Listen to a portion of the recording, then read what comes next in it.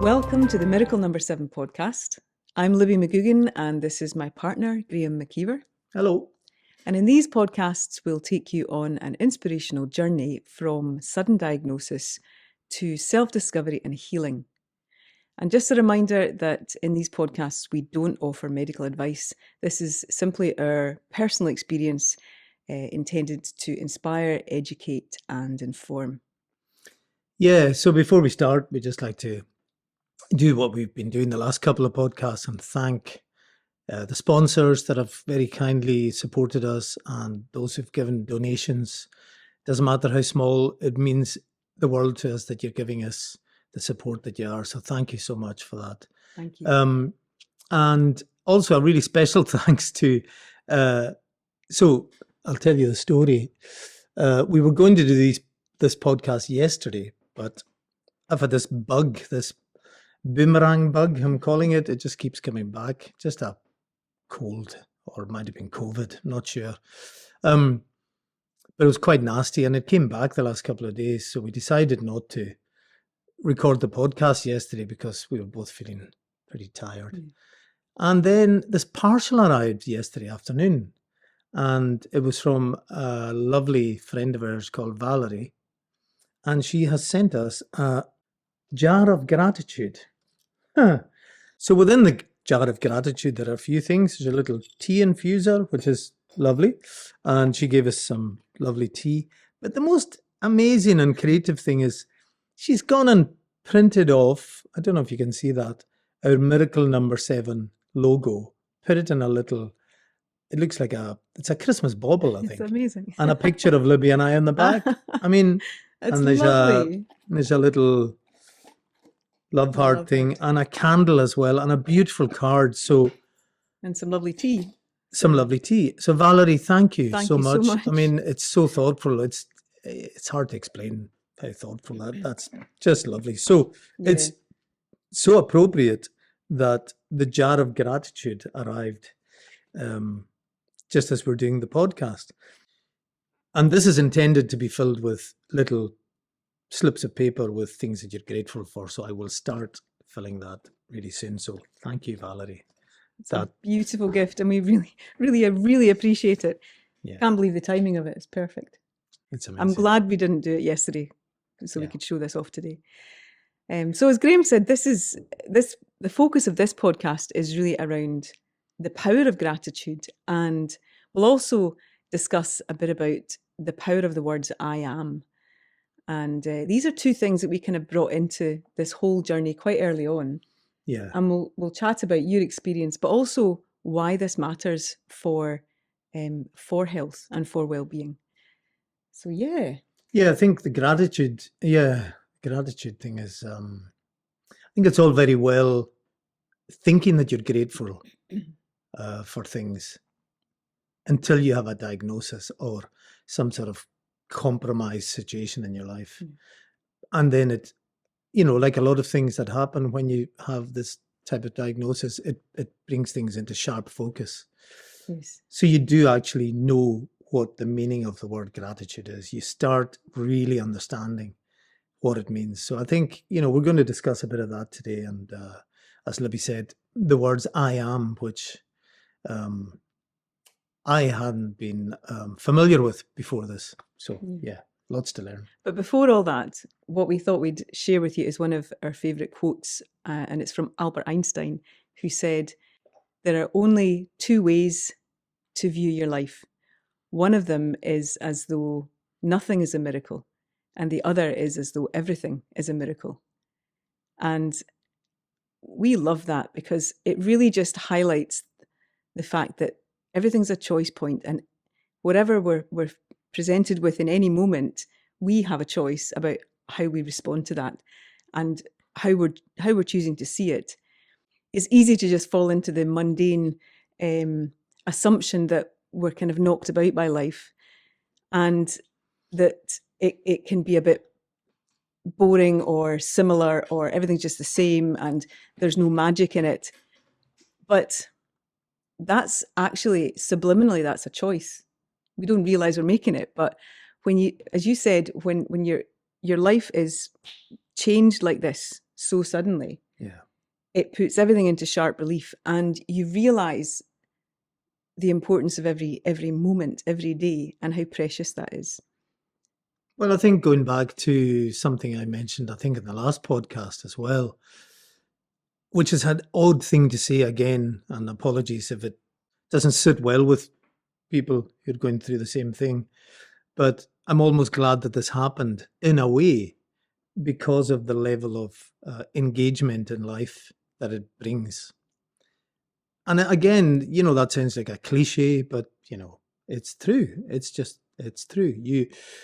You are grateful for the tiniest things, and I think that's why your emotions are really near the surface, because your gratitude is so sharply focused that any kindness that's shown to you is just overwhelming and makes you feel really emotional. So yeah, it's an odd situation to be in, really. I mean, I'll be glad when this isn't part of my life. Don't get me wrong. I don't want it to continue, but in a lot of ways, it's been useful for me to appreciate some of the things that I hadn't appreciated before. And you go on about, we talk about things like the smell of coffee, fresh coffee, the smell of freshly cut grass, baked bread, the sun on your face with your eyes closed. All those things are things that we can all appreciate and relate to. But my goodness, when you're going through this kind of thing, they're enhanced. It's almost like living. I mean, we spoke about this before. When you have, even without a diagnosis, if you start getting into a lot of the things that I know you've been doing for ages anyway, Libby, but me personally, just for the last while, which gives you a kind of an awakening of sorts. Once you start becoming awake to a lot of those more spiritual things, I suppose, and engaging with the universe that's around us and all the rest of it, which we're all part of, clearly. So we're all living at this kind of level here, just bumbling along, just, using a tiny part of our brain and just not really we do overthink things, but not really engaging with life. But when this kind of thing happens to you, it raises the level of engagement in life, I think, is the way I would put it, for sure. And gratitude is part of that. It's a big part of it. Because it makes you appreciate how much we take for granted. We are so blessed, you could say, or lucky or fortunate, whatever word works. But especially living here and now in this day and age, in this part of the world, we're fortunate. We live in a peaceful society, by and large. Mm-hmm. We've got hot running water, we've got flushing toilets, we've got electricity at the flick of a switch, we've got the ability to make hot food, to buy fresh produce. When you begin to see how much around us has been developed and evolved really to support us, it's just mind blowing. In fact, there's a lovely there's a guy called Ken Honda who you might have seen online. I think he's called the Zen Millionaire, but he's very much Does he have a motorbike? Probably.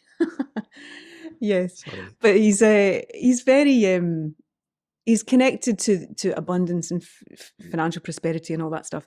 But his approach to it is very simple, and he had a very kind of hard start in life. But he learned from lots of people who were successful financially. And one of the things that they taught him, I think in Japan was where he started his research, was the word arigato, which essentially means thank you. But it's more than thank you. It's like, for instance, if you buy a cup of coffee in a cafe, he would suggest that every time you spend money or money comes into you, then use the word arigato, which is almost like thanking and blessing all the people that made this possible. So it's sending out a kind of positive wave of gratitude to everyone in the chain, from the person who picked the coffee beans or planted the seeds, to the people who transport them and ship them to other countries, the drivers that bring them to the coffee shops, the people that make the coffee, that make the coffee cups. There are all of these. There's such a huge interlinked chain of connectedness. We're all so interdependent on each other or with each other. But just being conscious of, you're not just buying a cup of coffee, you have all these people to thank for that privilege. And I think it's a lovely thing. And yeah, it doesn't have to be connected to finances, but it's just remembering to thank. I find really helpful, just remembering to be conscious of how much we can be grateful for. It's a bit similar to the concept of metta bhavana, which is Buddhist, sending love out to everybody, if you're practicing Buddhist meditation, it's a bit like that, but we become, the society, we're kind of going off track a wee bit here, but it's relevant in terms of gratitude. The society we live in today, I mean, I don't know about you guys out there, but, we regularly, and probably shouldn't, but we live in a rural area, and we regularly just buy things online, and it turns up the next day, and somebody drives it to your door, knocks on your door and hands you a package. I mean, I know that's a kind of, well, it's similar to a cup of coffee. There's an exchange there. It's a retail situation, but it's at your door. And delivery drivers used to be, delivering, sofas and washing machines and huge, big things. But now it's, a book or a bottle of tablets or whatever it might be. And it's just, even now I've found myself speaking to the drivers a lot more and asking how they're doing and all the rest of it. So yeah, it's all connected. All that raising an awareness of gratitude extends to those exchanges as well, I think. Yeah, absolutely. So from very early on in this journey, we kind of made a point of embracing gratitude and making it part of our daily experience and deliberately focusing on it. So we made a lot of videos, not with the intention to share really with anyone. It was just for us to express it and get it recorded, to focus us on that wavelength or that frequency, I guess, that feeling of gratitude. So we have several videos, but we'll show you one just now. Hello. Hello. Okay, so tell me 3 things that you really appreciate about today. Oh my goodness. Or at least 3. At least 3. I can't believe how much I'm enjoying the food that we're eating. It's just a taste sensation every time we make something on this new diet. Took a little while to get used to, but we're really embracing it now. Grateful for, my goodness, the list goes on, but today, as ever, grateful for you, Libby, being so patient and supportive and loving. It's unbelievable every day. Of course. Anything else? Oh my goodness, yeah, but let's save them for another day. I mean, I'm grateful for, the smell of coffee out of the coffee beans bag. Yeah. Seth and Dawn being over. I mean, the circle of power and love and support I have just is there every day. But Seth and Dawn visited today, and it was just lovely to have them in the house, and the energy is just brilliant, and just grateful for, I'm grateful for being able to share honestly and openly how I'm feeling, and they get it. They completely get it. So again, I think that's cathartic, being able to do that. Also, I just came off a video call with Tara, my daughter in Alaska, and that was just brilliant. It was just lovely. So that was a really special thing today. So I know that's more than 3 things. That's great. But that's the energy of appreciation. It's so powerful. Today's been a good day. Great. Tomorrow will be an even better Another day. wonderful day. Yes. Yeah. Okay. So why is this important? What's the point in gratitude? Well, the first thing, it makes you feel better. It just does. And again, it's a state change. You can feel your body change, and when you become aware that you have the ability to influence your state of being, with the direction of your thinking and what you're focused on, it helps you work with your body, because your cells they thrive in the energy of gratitude, the energy of appreciation. It's like it's got its own frequency, its own energetic state, where there's no resistance and you're not fighting with anything. There's no conflict in gratitude. It's simply accepting things as they are and appreciating them as they are, perfect or imperfect, just appreciating them for being there and being present with you. So there's something really important about, I think, it's peaceful. Gratitude is a peaceful frequency. It's a frequency that your cells love and can thrive in. The opposite of that is complaint. And we do have, you said this last time, we can choose gratitude over complaint. They're two different states. And love over fear, gratitude over complaint. Yeah. You can feel it. I mean, you can try it right now. If you think of something you appreciate, or someone that you love, or your pet or something that brings that feeling of appreciation, you feel your body open up to that. And that openness allows your energy to flow, allows your cells to relax and to function as they're meant to. It takes the pressure off. It activates more of your parasympathetic nervous system, which is to do with healing and regeneration and regrowth and repair, instead of complaint or fear, which is much more, it shuts you down. It puts you on the defense, and that activates your fight or flight part of your nervous system, which has a huge kind of consequence on your physiology. It raises your blood pressure, it raises your heart rate, it puts, it constricts the blood supply to your prefrontal cortex, which is where you make decisions, so you don't think so clearly. You can't make your best decisions when you're in fight or flight. So being in that energy of complaint or fear has consequences for your experience in that moment, but also your physiology and what your cells are experiencing. Well, you mentioned previously that you see your cells as almost like your children. Yeah. So I love my cells. That's a lovely thing. I have so much appreciation for my body, in the sense that I'm just blown away with how it knows what to do. I don't know what it's doing.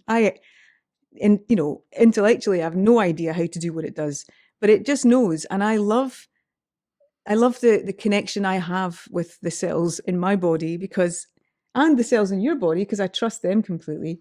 You've always said that about your cells, because I've had a very up and down journey with gratitude and complaint, to be honest, and worry and fear, love and fear. I mean, it's easy to talk about it here in this situation, but when you wake up in the middle of the night, or you wake up in the morning and you have pain, or you're worried, or you're overcome with fear, you can't help but verbalize that. And we've discussed this before, but you end up in a spiral, going down this spiral of worry and fear, and it just makes you feel worse, and then your body starts reacting to that. And I've said this many times, I think I've said it in every podcast, but choosing the opposite, which is certainty and trust in your cells and your body and healing itself, what have you got to lose? Mm-hmm. You have nothing to lose. Okay, it might not work, but let's take every day as it is, mm-hmm. and feel well. I mean, I personally, as I said, I've got a constant battle with this gratitude and complaint thing. It's not complaint, that's not the right word. I think it's fear, really, mm-hmm. for me, because I have what was initially termed a terminal diagnosis. I was told that there was no cure, but they could treat it. So that's a massive thing to take on board. And even 6 months down the line, it still is a massive thing. It's every now and again, it hits me and I go, oh, wow, I can't believe that's me. Mm-hmm. I can't believe that's me. But then on my good days, or my good periods of days, I'm just thinking, well, I'm just getting on with it. I'm doing all the things that I was doing anyway, albeit maybe a bit slower and a bit less frequently, but still doing them. So it's a constant, it's like a lot of this, well, it's just like life itself. You just got to keep, Yeah. everything's fluid, everything's moving, it's all adjusting constantly, you know. And that's where we thrive, which Yeah. we said before. Yeah. In these areas of uncertainty, you've got to just keep trying to find your best level, Yeah. don't you? And you may not be able to shift straight away from a state of fear to a state of gratitude. Yeah. You know, that's a big jump. But at the same time, so there are two things here. First of all, it's honoring the fact that you're feeling the way you are, and if it's a day of fear or a few moments of fear, let it be there. You know, you're not trying to push out emotions or dismiss them or deny them. That's not healthy. It's Yeah. letting them be there, but just bringing your awareness back to the fact that this thought will pass.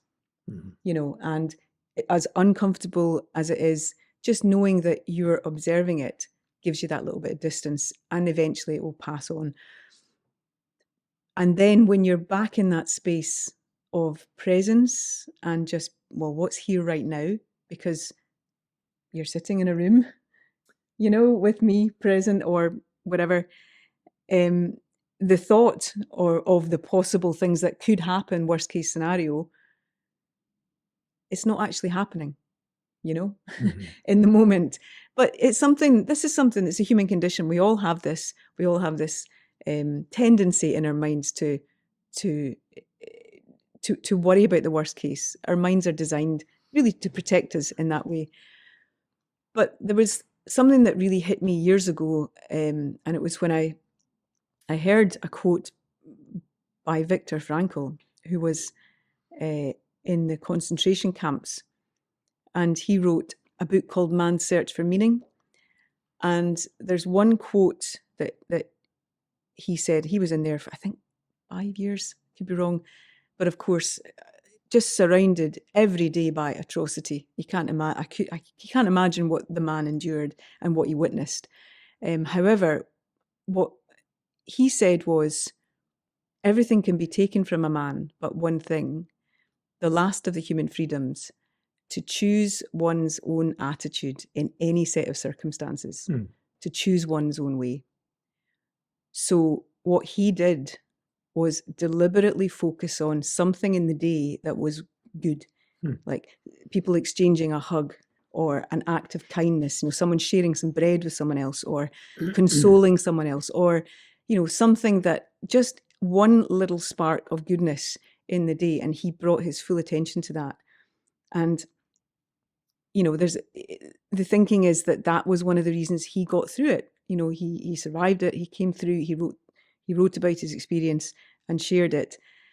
But there's something about what you're choosing to focus on, as hard as that choice is, and that's probably one of the worst situations to be in. Yeah, what an example that is. But again, it's we all have this. We all have this in our lives with whatever we're dealing with. Our minds will tend to create scenarios around it. And it's just recognizing that's what's going on and beginning to see you have a choice in that. And, you know, going back to the gratitude thing and complaint rather, you know, it's not saying, oh, my soup is cold or something, or, you know, there's not enough, meat on my plate or something in a restaurant. That's a different thing. We went out we were in Glasgow last week and we had some soup and bread in a really nice place, which we'd never tried before. And the soup was lovely, but they came over afterwards and said, how was it? And I said, oh, soup was delicious, but the bread was stale. Now, I have no problem saying that to anybody. In fact, I think since this has happened, I've got even less of a problem saying that to people, because I've always been honest about service. And if service is good, we'll actually seek out the chefs or ask if we can go into the kitchen and say, look, thank you. That was absolutely beautiful. We always make a point of trying to do that, which again is giving gratitude out, which, you know, what you get back from that generally is, well, surprise usually, because they don't normally get that, but I don't think. But yeah, it's a lovely thing to be able to do. you're not doing it to get anything back yourself. You're just doing it because you want to do it, because Yeah. you feel It's a good thing. And, energy is infectious. Yeah. It is infectious. Yeah. And it's just, what energy do you want to spread around? What feels better for you? And Yeah. we know just from practicing gratitude, how much better it makes you feel and how much better it makes other people feel too. So I think what's connected to gratitude are the words I am, aren't they? very much. So I had not really, obviously I'd heard of the phrase I am freezing, I am starving, I am skint, I am really drunk, I am really hungover, I am, whatever. Those were the previous I ams in my life, I think. I am lucky. I am lucky, really, is what I say now. But, to get into the I am conversation, I've mentioned my affirmations before, and I'm not doing them as often now, but I still do them. And they are just all I ams. And they're, I am healthy, I am whole, I am worthy of a new reality, I am well, I am completely and powerfully healed, I am miracle number 7. That's the one I've added to the end. So those are my general affirmations, but they all start with I am. So, and I am is an instruction to your brain. When you think about it, is how often it's so interesting when you start to listen to your own language to yourself. I used to say, "Oh, I'm tired," or "Oh, I'm fed up," or I'm bored," or the list goes on. And it's only when you start to notice what you're saying to yourself, when you realize that your cells are listening all the time. Like they're listening to what you're saying and they are responding to what you're saying. Your cells have an innocence about them. I see them that way. I just see them as completely intelligent in their own right and tuned into the signals that are coming in from the environment, whether that's through the food that we're eating, but also through the thoughts that we're thinking or the words that we're using. So being very conscious about what you're sending your cells, I think, is really important. I've seen people in my medical career, I'm sure we've all met people like this, who talk themselves into sickness. Yeah. And I've seen people that have had so many investigations and there's nothing found, but in their mind is, I am sick. And so that becomes their body responds to that. And so it's not functioning as well, but there's nothing specific to actually find. In one of my hospitalizations in the last few months, there was a guy in one of the wards. He was a really angry man. He was a very frustrated, angry man. And he wasn't very nice to the nurses and the staff, he was beside in the next bed to me. And I found it really difficult to speak to the man, really, to be honest. And he wasn't very well, which obviously that's why he was in hospital, same as me. But he didn't get any better, and he was supposed to get out, and he just didn't get out, and he was still there when I left, actually. He wasn't displaying gratitude, that's for sure. He was displaying complaint all the time, and he found fault in everything, basically, this guy. Yeah, and you never know, you don't know where someone's got their experience from or how they've ended up in that place. Poor guy, And, ultimately you feel compassion for people because we've all gone through stuff and we've all been there, and we all go there occasionally where we are complaining and we're, of course, not seeing the best in things. Of course. But it's hard to watch somebody do it relentlessly to themselves, and you can see how it's hurting their body. So but to us, it's a kind of fundamental part of this is get that straight. Just get the I am straight with your mind, bring it back to the center, and keep it really simple and clear. It's a clear instruction. Remember, your cells are listening, so your brain is constantly taking in information, more than we can even comprehend, and more than we can begin to realize is available just in our conscious awareness. There's so much subconsciously we take in, but so subconscious thinking is a big part of it. But bringing into your conscious thoughts, I am well, or I am happy, I am healthy, I am whole, I'm relaxed, I'm at ease, I'm comfortable. These kind of words, if you play with that, you find that eventually it does relax you. It does, it takes repetition, but you're setting up a new neural pathway. You're literally building a new highway of information in your brain that sends different signals to your cells and ultimately influences your physiology for the better. So, I mean, Libby used to say to me a lot when we'd go on our walks and stuff, before pre-diagnosis, I would say something that was a bit, nah. And Libby would say, remember, your body's listening. Your cells are listening. And I'd be just like, oh, for goodness sake.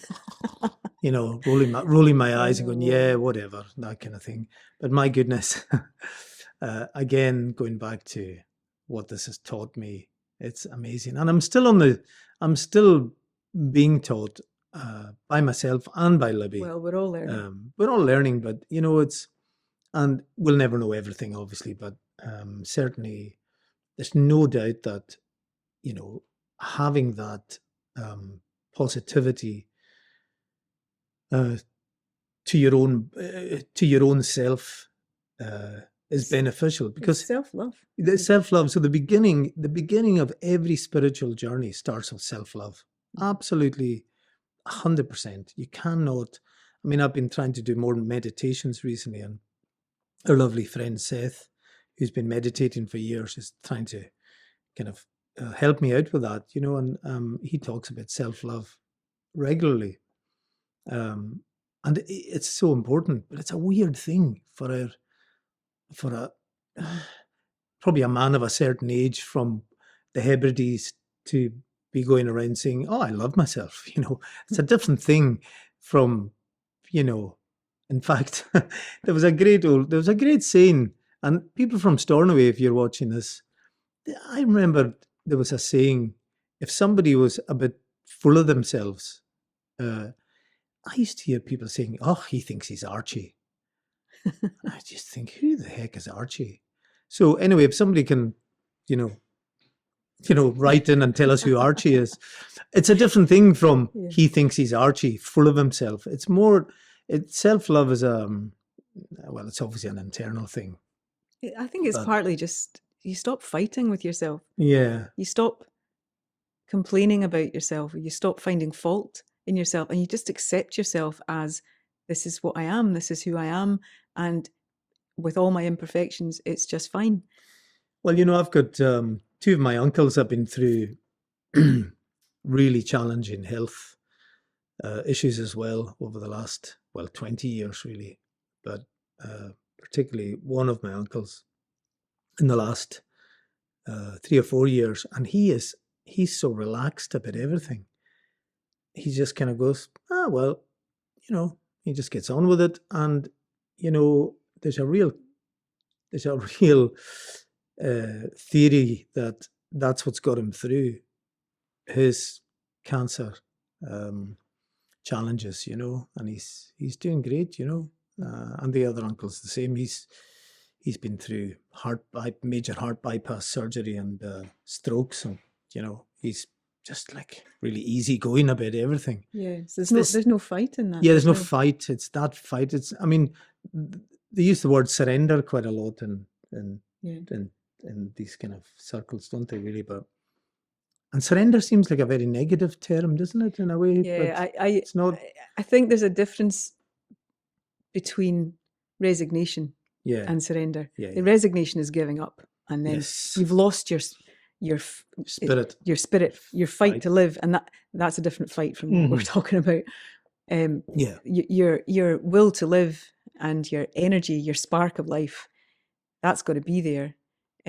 So resignation is losing that, I think. Yeah. But surrender is you stop trying to force things to be a certain way. Mm-hmm. You stop trying to fight the world or yourself as it is, and you just relax, like your uncles. And they're such a role model. Oh, they're brilliant. They're amazing all men, all of them amazing.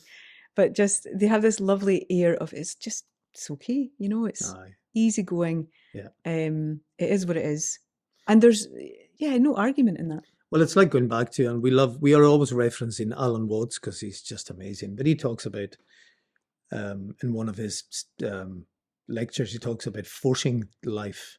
And he said, you can't force, it's like water flowing.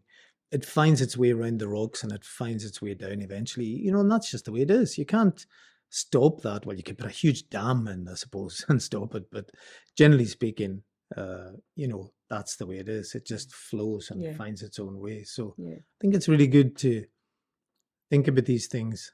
And life, I think, can be a lot easier for us in any situation when we flow like that and stop the conflict, the inner conflict. And a lot of that comes down to the inner dialogue. What am I saying to myself? And remembering, what are my cells listening? What picking up on? What are they hearing? Yeah. Because they're always listening. So, like your uncles, I don't know what their inner dialogue is, obviously, but to us, it just seems very relaxed and open. Yeah. So just that open state, or just gently bringing it towards, I am well, I am healthy, I'm whole, whatever words work for you. But there's something about, what would you say to your children or your best friend if you were going to talk to them and you wanted them to feel as good as they could feel? What kind of things would you say to them? Why would we not choose to say that to our own selves, our own bodies? Because they're doing their best. These beautiful, amazing creations, these incredible little spheres of intelligence that do their jobs amazingly. They're so perfect and innocent, and they know exactly what they're doing. And their whole point is to work tirelessly for a lifetime, or however long they last, for our good, for us to experience life, for us to have the joy of experiencing life through the vessel of our body. So, of course, to me, it's like a no-brainer. Of course we thank them. Of course we're appreciative of them. Without them, we wouldn't have the experience of life. So, I think it's lovely to develop a warm, loving relationship with your cells. Yeah. Absolutely. So we have another little video to show you, which has little bits of gratitude and other things in it. So we'll have a look at that now. Did a wee bit of work this afternoon, not too much, but really, again, what I've been doing is I've learned from that first day of working that I'm doing shorter spells, but being really efficient. And I got the job done today and I sent it to the client and I'm waiting for feedback. That's me off now till Monday. So I did a wee bit of work. We both had a really good nap, which we really needed. I mean, I'm grateful for all these things. Libby, always top of the tree, first on the list.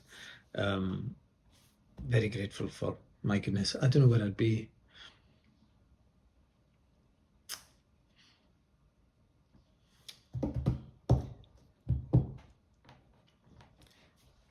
Not sure where I'd be without I'm not going anywhere. Libby's help and guidance and love and support. So it's amazing. I mean, I didn't feel that great this morning. I woke up thinking, oh my God, here we go again. Another day with all the stuff that we're doing. And it becomes, it's not tedious, but I guess it is a bit tedious because it's my main focus in my life just now, and but it's important to keep it going because it's working, and it will work, and I will be well, and I will be healed, and yeah, I'm excited about this weekend because my sister Kate is coming down. She's coming over tomorrow, so we'll do another video during that time.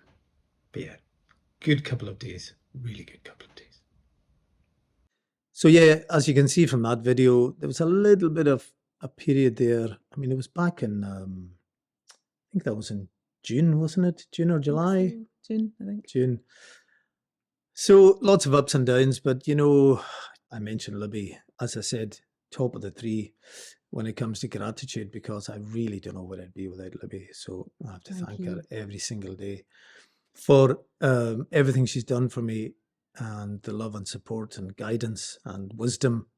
Oh goodness, there I go again. So anyway, yes, sorry, thank you. So yeah, that these little videos hopefully give you a little insight into, what we were feeling Yes. at the time. And things are much better now, apart from this little bug that keeps coming back. So the other thing, just to finish up, we're almost done, that happened, and talk about gratitude. This is amazing. A friend of mine contacted me on Facebook about 3 or 4 weeks ago now, and said, look, and I hadn't seen Maureen for years. And she said, look, I've been following your podcasts, hope you're okay. The podcasts are great. She was lovely about the podcast. She said, look, we have a place over in Spain, and we're there for the whole of October, but I'd like to offer it to you and Libby in November if you want to go. And we just said, what? Wow. So we Amazing. booked flights and we're off to Spain. Gratitude doesn't even come close to, I just don't know how to thank Maureen, but thank you, Thank Maureen. you so much. Thank you so much. And on the same day, another friend, Craig, who I hadn't seen for a few years either, called me as well and said, look, my wife and I have just got ourselves a house over in Arran, and we'd like to offer it to you and Libby whenever you'd like to go. I mean, that's just unbelievable. The kindness is just, and, we are so grateful for that. So thank you, Craig, and thank you, Maureen. So yeah, we're eternally grateful, and we continue to just take every day as it comes, and focus on being well, on me being well, both of us being well. Yeah. And we're glad to be doing this as well. The podcasts, they're really helpful. They really are. They're really cathartic, and they're really inspirational for us as well. Because one of the things they do for me anyway is when I'm having a bit of a dip, I then remember what I said in one of the podcasts and go, oh, I shouldn't be feeling like this, because I already said, no, you need to climb out of this, Graham, and this is how you do it. So they're a kind of learning curve for me as well. So yeah, they're really useful for us too. Yeah. So the podcasts have been really useful for us, and I hope they are for you as well. Even if it just helps one person, we've always said this, and we've had lovely feedback. But Libby's got something else that she's developed since we've started these podcasts, really, or since this whole journey began. So it's kind of based on the work you were doing anyway, isn't it? Yes, as I've been involved in this work since I left medicine, really, in one way or another. To me, it's the best form of preventative medicine, is helping your mind align with your body and your spirit. So just with everything that's happened with you over the past few months, and a few other things that have come together, it just became very clear that this is a good direction to follow. So I'm running a course for people who are interested in enhancing their well-being, and it's really around developing that state we were talking about, of the optimum state for well-being, for health, to help your cells thrive. So it's a 6-week online course, and we'll put a description. Sorry, we'll put a link in the description if you're interested in having a look. But yeah, that'll be starting on the 11th of November, running up just till before Christmas. So yeah, really worthwhile, because she knows what she's talking about. Believe me. Well, I literally wouldn't be sitting here if it wasn't for Libby's wisdom and guidance and knowledge. So if you're interested in, getting any of that yourself, sign up for the course. It's absolutely brilliant. And I think I said in a Facebook post, if I didn't already live with the powerhouse that is Libby McGugan, I'd be signing up for it myself. So, and it's really affordable, and it's but great. that's not a plan. No, she didn't pay me to say this. I didn't pay him for that, no. No, but seriously, it is excellent. I've seen Libby working in various forms, doing this kind of work over the years. sometimes in a business context, sometimes with individuals. But what the overarching thing is that people get so much out of it. They really do, you know, Yeah. and it's important. And they don't realize they needed it until they started. That's the thing. You think, maybe I don't, but the feedback is always really good. So yeah, that's it's great work. I love it. I love, you know, it gives me so much joy to see people align with themselves and let the pressure ease off and the suffering ease off, and to just to realign themselves with more joy so they get the best out of life. So yeah, that's what it's about.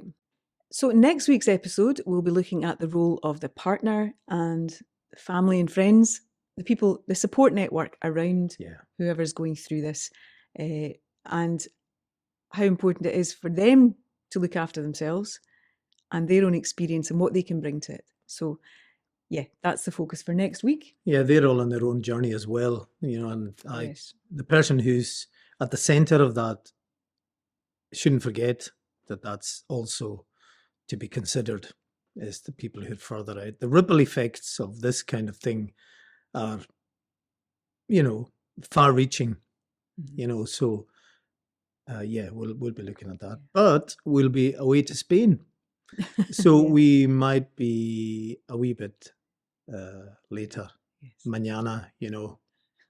Might have to have a wee siesta, and then it'll come out when it comes out. Next podcast will be in Spanish time. Yes, it's almost like Lewis time, but not quite as laid back. I don't think so. Anyway, so that's us. Yeah. So thank you for listening, and we look forward to seeing you next time. See you soon.